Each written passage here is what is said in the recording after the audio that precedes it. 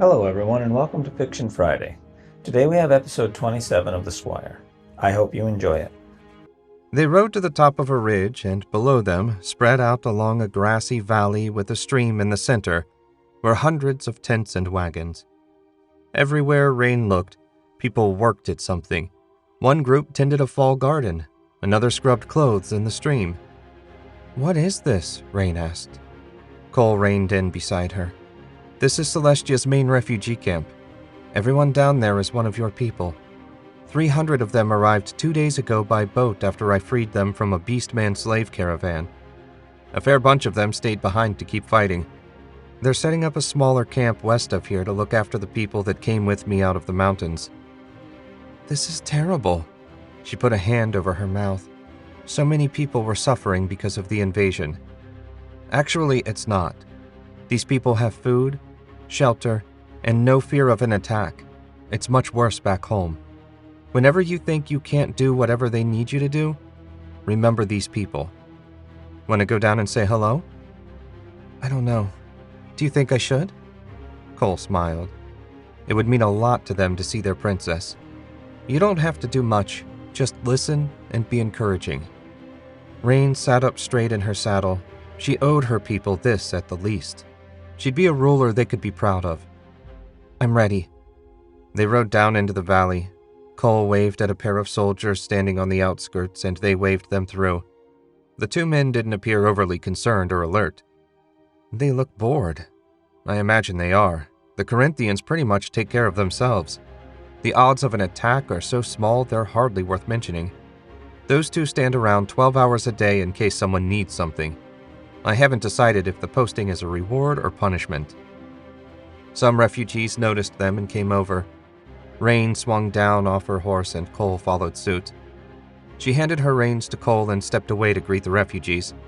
One woman, perhaps in her 40s, her brown hair going to gray, a much patched apron tied around her ample hips, walked a little ahead of the rest. A little frown creased her lips. Rain held out her hands. "Hello. How's everyone doing?" The woman ignored her hands and Rain lowered them. "We're fine. Are you down from the palace?" "That's right. I'm sorry I didn't come down to check on you sooner." "Why would you? You've provided everything we need to survive and we're grateful for it. If you see the king and queen, please thank them for us." "I will." Rain didn't know what to say. These people clearly thought she was nothing more than a palace functionary come to check on them. Should she introduce herself? Before she could decide, Cole said, "No greeting for me, Alessandra?" The woman's face lit up when she noticed Cole. Ignoring Rain, she wrapped her arms around his neck. Alessandra stepped back. "Cole, this is a pleasant surprise. Have they got you doing escort duty now? I thought you were heading back home." "I did. I only got back a couple days ago. Didn't the new arrivals mention I sent them here?" "No, those poor people. We only got bits and pieces of their story. Whatever the Beastmen did really scarred them. I'll tell you the whole story later. Allie, this is Princess Rain. She insisted on coming down to see how everyone was doing, so I offered to show her around." Alessandra's eyes grew wide. "Highness, I didn't recognize you. I'm so sorry." She managed a passable curtsy. Rain patted the air, somewhat out of sorts. No, don't give it another thought. I'm glad you're settling in." "Oh, yes, the people have been very welcoming." "I wanted to show her around the camp. We won't be in your way?" "Not at all. The kids will be glad to see you. Did you bring any treats?" Cole shook his head. "Not this time." Alessandra offered a dramatic sigh. "We'll just have to tighten our belts another notch. Go and have a look around. If I don't see you when you leave, try not to be a stranger." They left their horses to graze at the edge of the camp and walked on. Cole smiled and waved whenever he saw someone familiar. A little boy, maybe 3 years old, ran up to Cole and he swung the little guy up on his shoulders. The boy squealed his delight and rode around on Cole's back until a pretty woman with red hair, a dusting of freckles across her cheeks, and bright green eyes, wearing a worn brown dress, his mother, Rain assumed, came to fetch him. She kissed Cole on the cheek and whispered something in his ear. He smiled and patted her on the back. Rain's cheeks burned and she looked away. Did Cole have a family of his own? When she turned back, the mother was walking away with her little boy, and Cole was looking at her with a curious half-smile. "What's wrong?" "Nothing. Who was that?" "Anne?" She and her son came in with the first wave of refugees about a week behind us.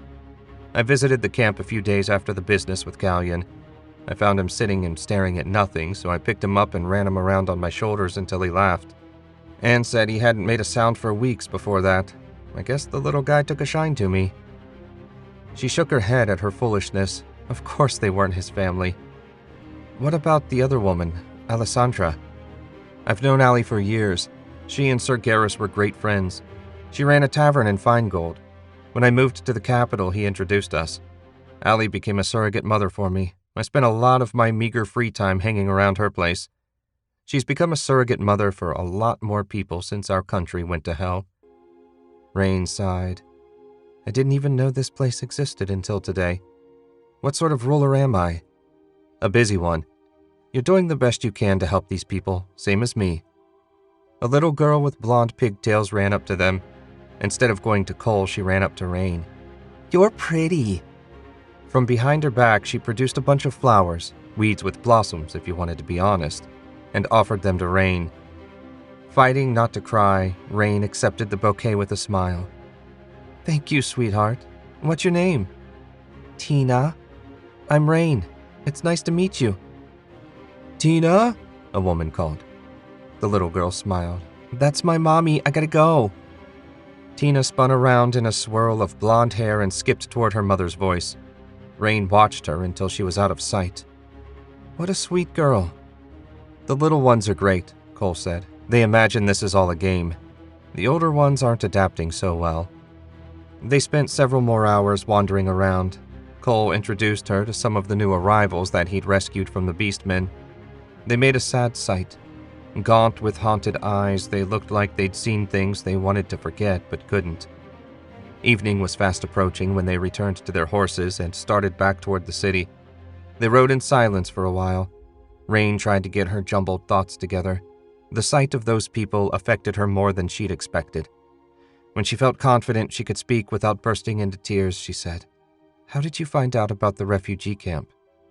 "When I was recovering from the fight with Callion, I asked Talia if any more people had made it across the border. She told me about the camp they'd set up, and the next day I rode down to check it out. I found Allie running the soldiers ragged getting set up. Since I lost Sir Garrus, it was wonderful to find Allie made it out safe." Rain had lost her focus when Cole called the Queen by her first name. It was usually so formal. Thinking back to the Queen's voice whenever she mentioned Cole, and now with him calling her by her first name, she knew something had happened between them. Not that it was any of her business. "Hello? Rain? Are you still with me?" Rain blinked and realized Cole had kept talking to her. "Sorry, my mind wandered.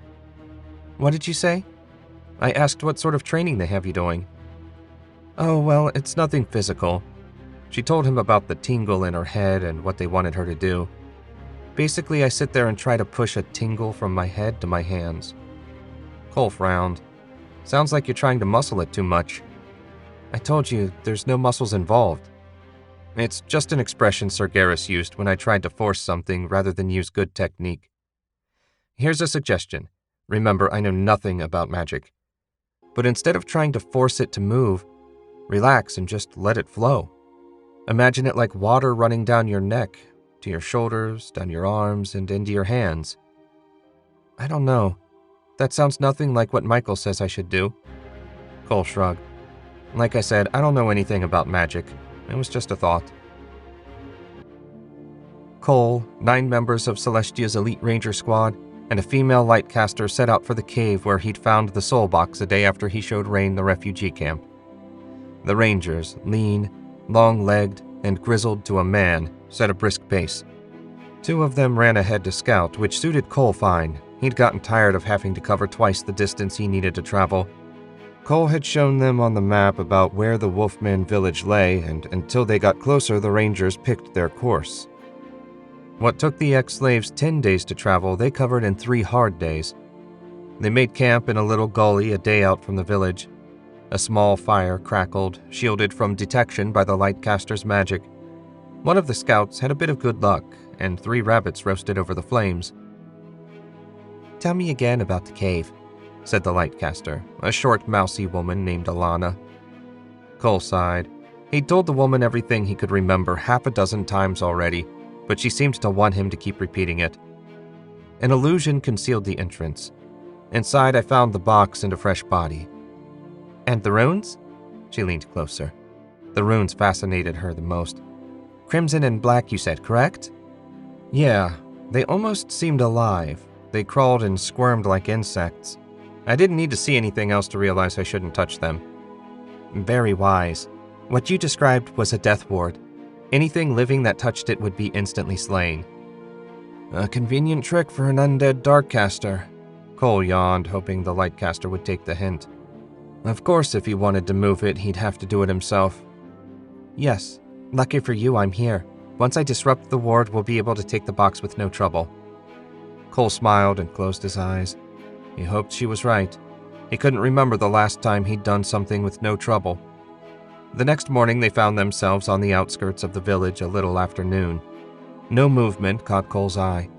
The place looked as dead as when he left it. Lieutenant Maines, a gaunt, leathery man with dark, deep-set eyes surrounded with wrinkles, and the commander of the Rangers, motioned for him and the lightcaster to stay put. When they both nodded their understanding, he led his men into the village. An hour later, Maines and his men returned to the edge of the village, and he waved them forward. "We found nothing living. It was just as you described. Lead the way to the cave." Cole took point and headed toward the hill behind the village. In the noon sun, he had no trouble locating the narrow trail that led up to the cave. He knelt down when he arrived. There were what looked like fresh tracks in the dirt. "Lieutenant." Maines knelt beside him and nodded. "Less than a day old. Wolfmen or saber-fangs, I can't tell for sure. Weapons ready. We might have company." Cole drew his sword and led the way up the path. It was every bit as steep as he remembered, but the daylight made it much easier to climb. When they reached the end of the trail, the cave stood exposed, the illusion gone. Cole frowned, but before he could speak, Alana brushed past him. She waved her hand, and the edges of the cave glowed. She studied it for a moment, then waved her hand again. "Someone dispelled the illusion a short time ago. The soul box is also missing." "Damn it," Maines rounded on him. "If you'd followed your orders, they never would have known we were coming." "No, Lieutenant," Alana corrected him with more force than he thought her capable of. "There was an alarm spell woven into the illusion. The moment Cole stepped through the cave mouth, Zarin knew we'd located his hiding place. Obeying orders would have done nothing but consign those unfortunate people to death. He would have moved the box regardless." "Fine, what now?" "Now I will attempt to track the box. As you so astutely pointed out, whatever minions Zarin sent to fetch it haven't got much of a lead on us." "How did the beastmen take it without getting killed?" Cole said. Alana ignored his question, levitated a foot off the ground, and spun in a slow circle. It looked like the same spell Talia had used to find rain. She stopped. Her eyes popped open, and she pointed due west, deeper into the mountains. "That way. Less than 10 miles. "Let's go." Maines led the way back down the trail. The hunt was on. Thanks for listening to this week's episode of Fiction Friday. If you liked what you heard, you can find more of my fiction on my website, jamesewisher.com. Please consider liking, subscribing, and sharing with anyone else you think might enjoy the show. Until next week, goodbye.